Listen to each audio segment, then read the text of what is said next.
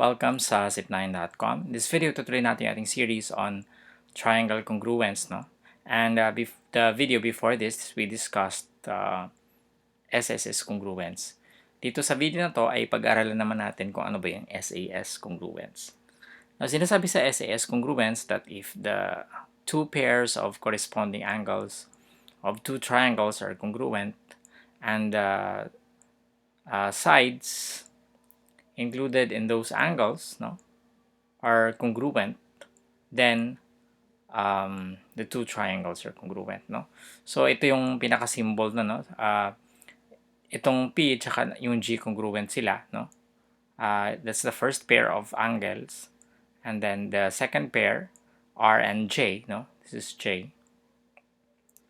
Congruent din sila, and the side included, ibig sabihin yung common side dun sa mga angles, no.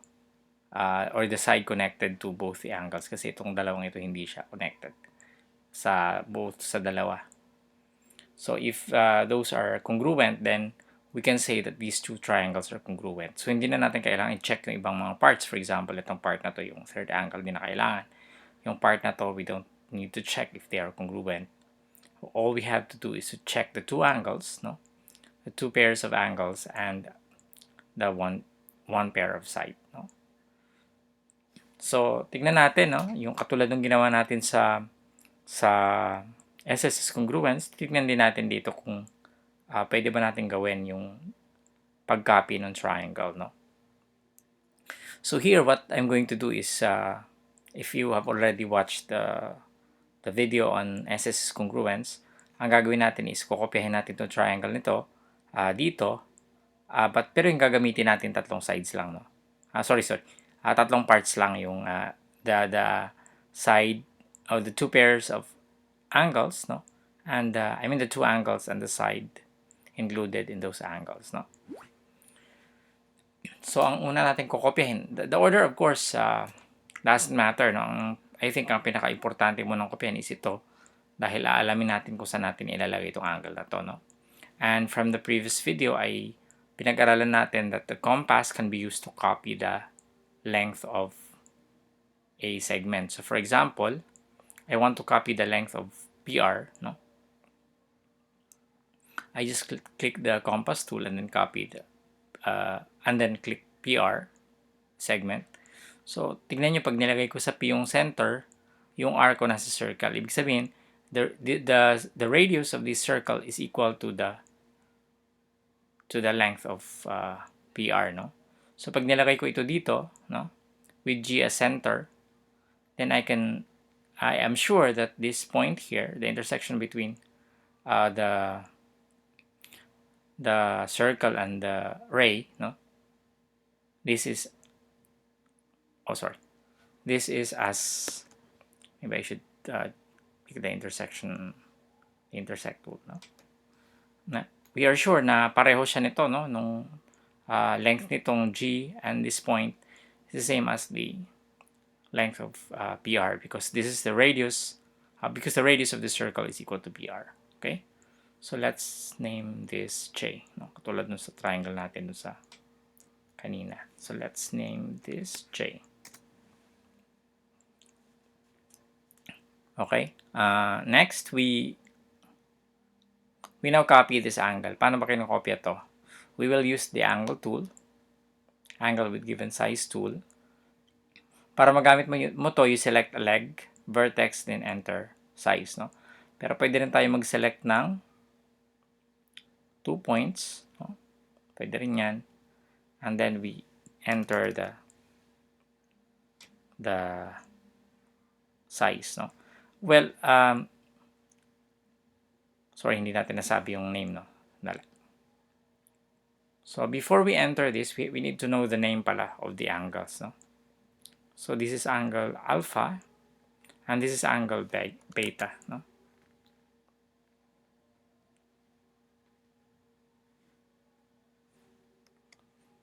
Sorry, nagkagulo na. Anyway, purahin muna natin to. Purahin din natin to dahil hindi natin kailangan. So we will copy this. This is angle alpha, no? And this is angle beta. So we have to show the name and not the value. Ayan, para kita. Okay. Of course, we can rename the angle. But here we have angle alpha and angle beta. So paano natin kokopyahin to? We use the angle with given size tool, and then we select one point and then the vertex, and then whatever the name of the angle here, pag nilagay mo dito, magiging pareho sila ng size. So I want this to be angle alpha. Okay. Oops. Bakit tayo? Ulitin natin, no? May bug yata ito. So we have alpha. And then counterclockwise. Okay, so ito yun, no? Same as this one. And then I want to connect the vertex dun sa angle, but I want it to be a ray, no? Para kahit saan pwede tayo mag-intersect later. Next, I want to copy this angle here, no? Kasi remember, ito yung ating isang point ng triangle natin, no? So we need the third point, yung intersection ng mga angle dito, no? Sorry, the intersection of the side of the angles. So I want to copy this. Oh, sorry. I want to copy this angle. So I select this one, and this time it's counterclockwise. Oh, sorry, it's clockwise. And then I select beta. Kasi beta ito eh, no? And then gagawin ko is gawa ako ng ray papuntang G, no? Okay, so pareho yan, no? Yung size nitong dalawang ito. But here, the intersection of the ray containing G prime and containing this point is actually the third point of the triangle, no?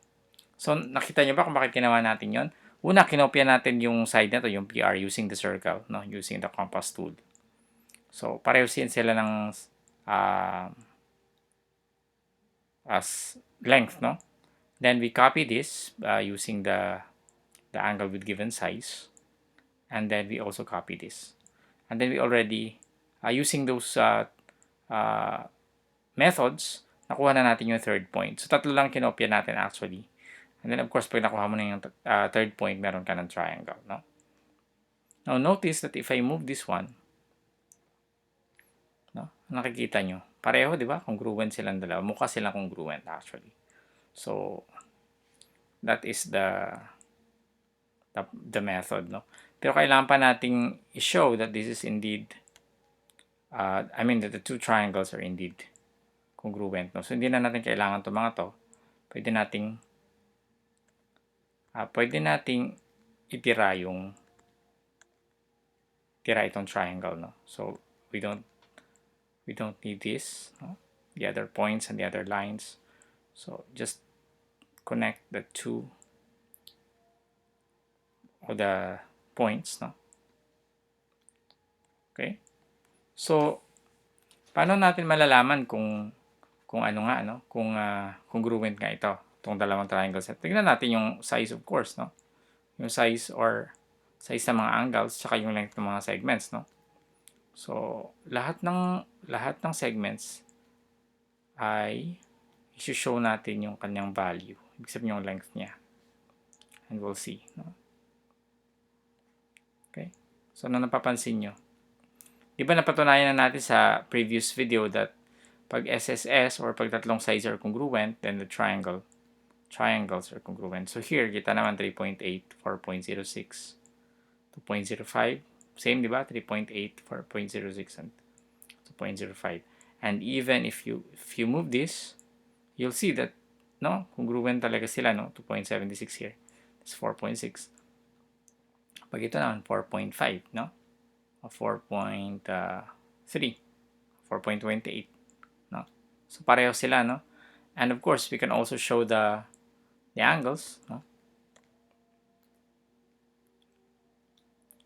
The angles,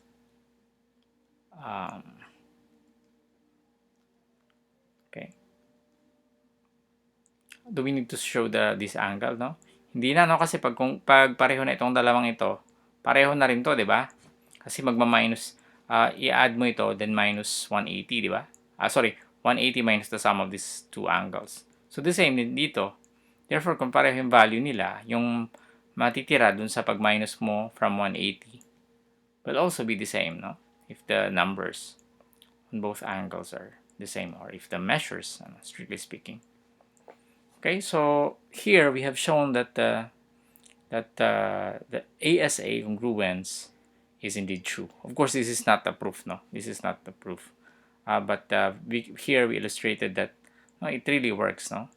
Of course, we can have all the possible examples, pero nakikita natin that palagi siyang totoo, no? Palaging pareho.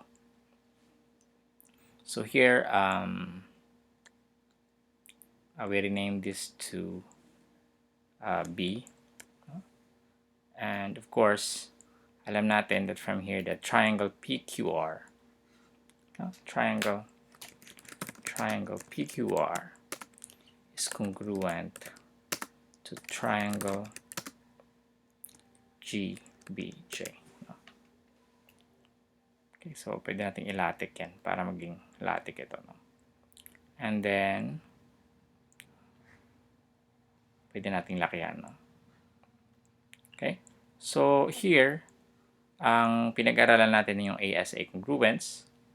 So ang ASA congruence tells us that if two angles, tangles, kapanood ko lang ng tangled ulit na pelikula kanina. If two angles and the included side of one triangle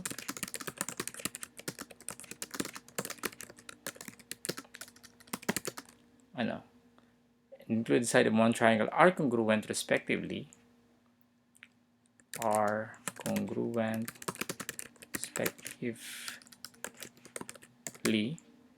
to two angles and the included side of another triangle, then sabihin natin the two triangles are congruent. Okay? So yun yung pinaka-summary ng ASA congruence, no? Pwede pa pala itong 2 dito, no? And the two triangles are congruent. Okay, so pwede natin itong lakihan.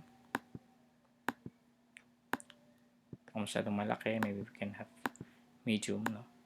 So this is called the SAS. Oh, sorry, the ASA congruence. Yung SAS ay susunod naman yun.